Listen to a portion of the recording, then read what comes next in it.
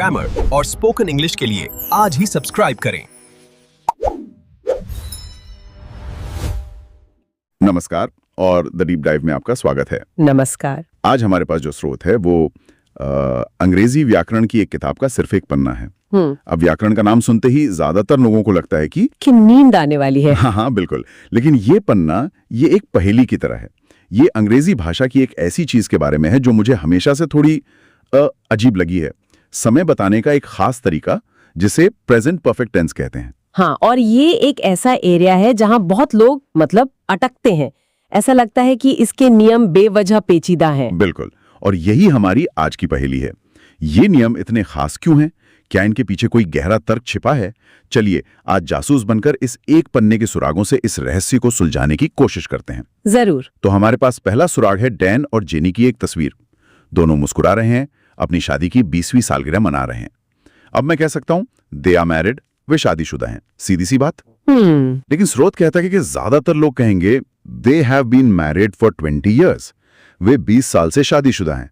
ये दोनों बातें एक ही सच बता रही हैं, लेकिन दोनों में जमीन आसमान का फर्क महसूस होता है। ऐसा क्यों है? और आपने बिल्कुल सही नब्ज पकड़ी है। यही आज की हमारी छानबीन का केंद्र है।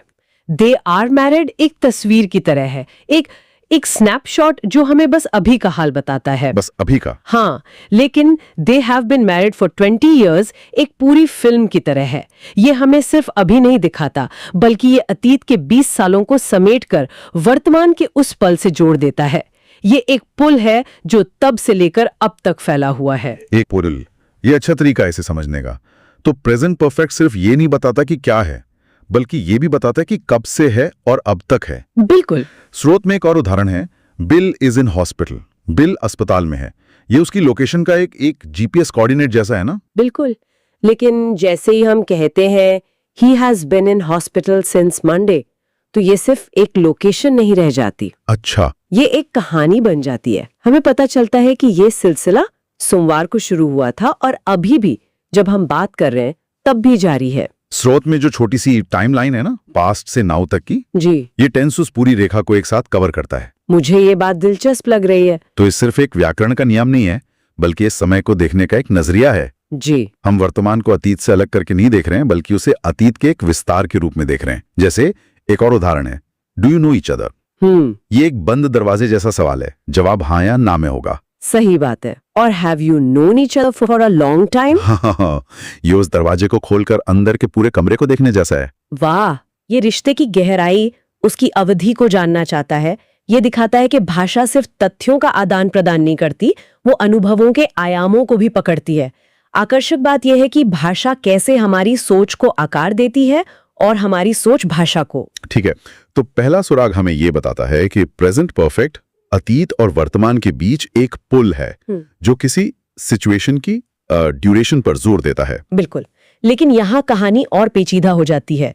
जब हम इस ड्यूरेशन की बात करते हैं तो हमारे पास दो रास्ते होते हैं, सिंपल जैसे आई हैव नोन और कंटिन्यूअस जैसे आई हैव बीन लर्निंग। स्रोत हमें इन दोनों के बीच का फर्क समझाता है। हाँ, और यहीं पर ज्यादातर लोग असल में उलझते हैं। ये भाषा की बारीकियों में उतरने जैसा है। चुनाव इस बात पर निर्भर करता है कि क्रिया यानी वर्ब किस तरह का है। क्या वो कोई काम है या कोई अवस्था? ओके, काम या अवस्था। स्रोत में उदाहरण है, I've been learning English for 6 months। ये तो साफ तौर पर एक काम है, एक एक्टिविटी है जो चल रही है। जी, एक प्रक्रिया है। या फिर Richard has been doing the same job for 20 years। यहां भी करना एक काम है। तो इन दोनों में कंटिन्यूअस यानी ING फॉर्म का इस्तेमाल हुआ है। ये तो समझ आता है। लेकिन मैं सोच रहा हूं, क्या ये हर क्रिया के साथ काम करता है? जैसे मैं ये कभी नहीं कहूंगा कि I have been knowing my friend for 10 years। हाँ, नहीं। ये सुनने में ही बहुत अजीब लगता है।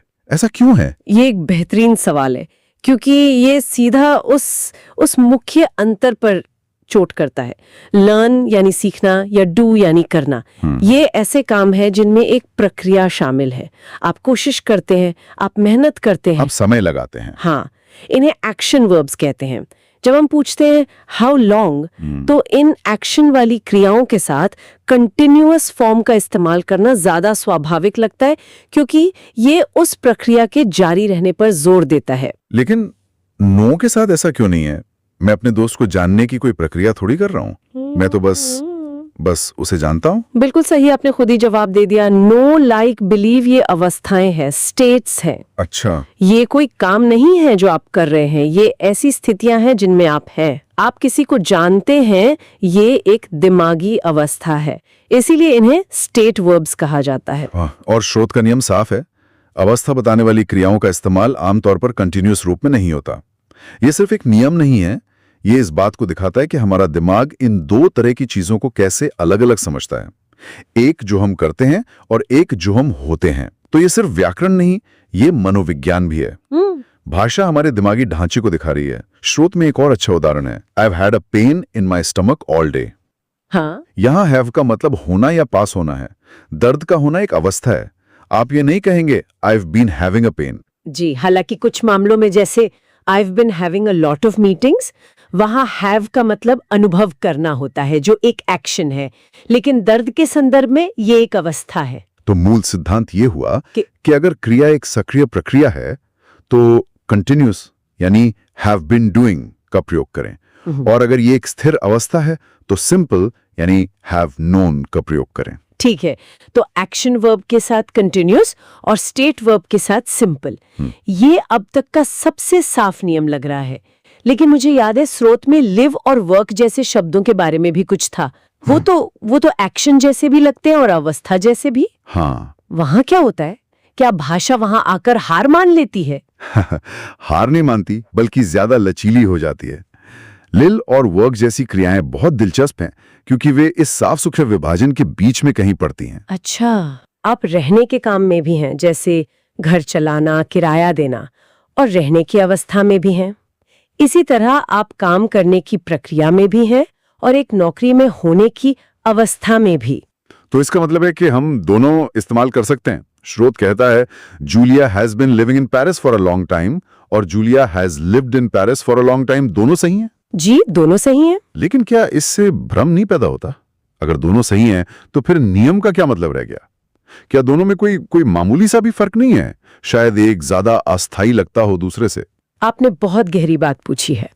ज्यादातर स्थितियों में इन दोनों वाक्यों का मतलब लगभग एक ही होता है, लेकिन कुछ जानकार मानते हैं कि हैज बिन लिविंग यानी कंटिन्यूअस में एक अस्थायी होने का हल्का सा एहसास छिपा हो सकता है। अस्थायी सूक्ष्म अंतर है, और रोजमर्रा की बातचीत में ज्यादातर लोग दोनों को एक ही तरह से इस्तेमाल करते हैं। भाषा यहाँ हमें थोड़ी छूट देती है। अच्छा, तो ये भाषा के लचीलेपन का एक उदाहरण है। लेकिन फिर कहानी में एक और मूड आता है, ऑलवेज शब्द के साथ। हाँ, जैसे ही ऑलवेज आता है ये सारा लचीलापन खत्म हो जाता है। सुरुत कहता है कि हम सिर्फ I have always lived in the country कहेंगे, I have always been living नहीं। ऐसा क्यों? ऑलवेज के आते ही नियम इतना सख्त क्यों हो जाता है? क्योंकि ऑलवेज शब्द का वजन बहुत ज्यादा है। जब हम ऑलवेज का इस्तेमाल करते हैं तो हम किसी अस्थायी चीज की बात नहीं कर रहे होते। सही बात। हम एक स्थायी, लंबे समय से चली आ रही सच्चाई या आदत की बात कर रहे होते हैं। ये एक ऐसी अवस्था है जो हमेशा से रही है। कंटिन्यूअस रूप, जैसा हमने कहा, एक जारी रहने वाली गतिविधि का एहसास देता है जिसमें शुरुआत और शायद अंत भी छिपा होता है। अच्छा, ये भावना ऑलवेज के सर्वव्यापी स्थायी अर्थ के साथ मेल नहीं खाती। आई हैव ऑलवेज लिव्ड सुनने में एक अडिग तथ्य जैसा लगता है, जैसे सूरज पूरब से उगता है। इसमें कोई अस्थायीपन नहीं है। ये तो कमाल है, एक छोटा सा शब्द पूरे वाक्य की भावना और उसके व्याकरण के नियम को बदल देता है।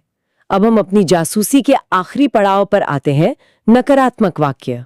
जी, अगर हमें यह कहना हो कि कोई काम एक समय से नहीं हुआ है, स्रोत में उदाहरण है I haven't seen Tom since Monday, और दूसरा उदाहरण है सू हैजंट फोन्ड फॉर एजेस। इन दोनों में प्रेजेंट परफेक्ट सिंपल का इस्तेमाल हुआ है। तो क्या मैं ये मान लूं कि जब भी कोई चीज नहीं हुई है तो हम सिंपल फॉर्म का इस्तेमाल करेंगे? मतलब I haven't been seeing Tom since Monday कहना गलत होगा? हाँ, ज्यादातर मामलों में यही नियम है। जब हम किसी काम के न होने की अवधि बताते हैं तो हम प्रेजेंट परफेक्ट सिंपल का ही इस्तेमाल करते हैं।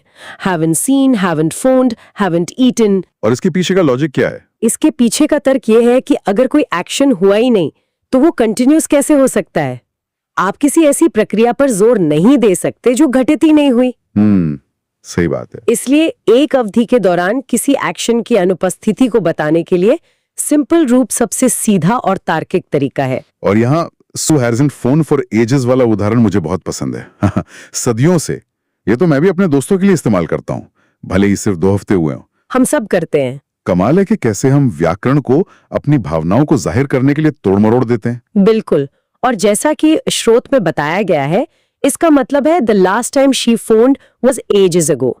यहाँ एजेस का शाब्दिक अर्थ सदियां नहीं है, ये एक भावनात्मक अतिशयोक्ति है जिसे हाइपोबोली कहते हैं। अच्छा, ये दिखाता है कि भाषा सिर्फ नियमों का सूखा ढांचा नहीं है, ये भावनाओं, निराशा और हास्य को व्यक्त करने का एक जिंदा माध्यम है। तो हमारी आज की जासूसी का निष्कर्ष क्या निकला? ऐसा लगता है कि प्रेजेंट परफेक्ट टेंस अंग्रेजी भाषा का सिर्फ एक पेचीदा नियम नहीं है। नहीं, बिल्कुल नहीं। बल्कि ये समय को देखने, उसे महसूस करने और अतीत को वर्तमान से जोड़ने का एक बहुत ही शक्तिशाली तरीका है। ये हमें एक स्नैपशॉट से आगे बढ़कर पूरी कहानी देखने की क्षमता देता है। और ये कहानी कैसे बताई जाएगी, सिंपल में या कॉन्टिन्यूअस में, ये इस बात पर निर्भर करता है कि हम किसी एक्शन यानी एक प्रक्रिया की बात कर रहे हैं या किसी अवस्था यानी एक स्थिति की। बिल्कुल। ये अंतर दिखाता है कि भाषा कैसे दुनिया को लेकर हमारी बुनियादी समझ को दर्शाती है। और हमने ये भी देखा कि ऑलवेज जैसा एक छोटा सा शब्द कैसे पूरे नियम को बदल सकता है और नकारात्मक वाक्य कैसे एक अलग तर्क पर काम करते हैं।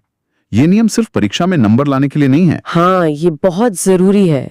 ये अपनी बात को ज्यादा सटीक, ज्यादा भावनात्मक और ज्यादा असरदार तरीके से कहने के औजार हैं। बिल्कुल सही कहा। ये समझने से कि भाषा कैसे काम करती है, हम ना केवल बेहतर संवाद कर पाते हैं, बल्कि हम ये भी समझने लगते हैं कि हम इंसान दुनिया को कैसे समझते हैं और उसे कैसे बयां करते हैं। ये सच में एक गहरी छानबीन थी। चलिए, इसे खत्म करने से पहले अपने श्रोताओं के लिए एक सवाल छोड़ जाते हैं। जरूर। हमने बात की कि नो या बिलीव जैसी अवस्था बताने वाली क्रियाएं आमतौर पर कंटिन्यूस रूप में इस्तेमाल नहीं होती। स्रोत ने भी नॉर्मली शब्द का इस्तेमाल किया है। यह आमतौर पर शब्द मुझे हमेशा सोचने पर मजबूर करता है, क्योंकि इसका मतलब है कि कभी-कभी अपवाद भी हो सकते हैं। हाँ, ये एक बहुत अच्छा अवलोकन है। नियम अक्सर पत्थर की लकीर नहीं होते। तो सवाल यह है कि क्या कोई ऐसी स्थिति हो सकती है जहां कोई जानबूझकर इस नियम को तोड़े? क्या कोई कह सकता है, day by day I am believing in this project more and more? अच्छा सवाल है। ये दिखाने के लिए कि विश्वास की ये भावना स्थिर नहीं है, बल्कि यह एक सक्रिय प्रक्रिया है जो समय के साथ बदल रही है और मजबूत हो रही है। या जैसे वो एक फास्ट फूड चेन का नारा था, आई एम लविंग इट। हाँ, वो तो बहुत मशहूर हुआ था। वो व्याकरण के हिसाब से गलत है, लेकिन ये एक एहसास देता है कि पसंद करने का काम अभी इसी पल सक्रिय रूप से हो रहा है। ये व्याकरण के नियमों के लचीलेपन और भाषा के रचनात्मक उपयोग के बारे में एक बेहद दिलचस्प सवाल है। क्या नियम तोड़ने से कभी-कभी हम अपनी बात को ज्यादा प्रभावी ढंग से कह पाते हैं? और अगर ऐसा है, तो वो कौन सी सीमा है जहां रचनात्मकता गलती बन जाती है? इस पर सोचने के लिए एक बेहतरीन विचार है।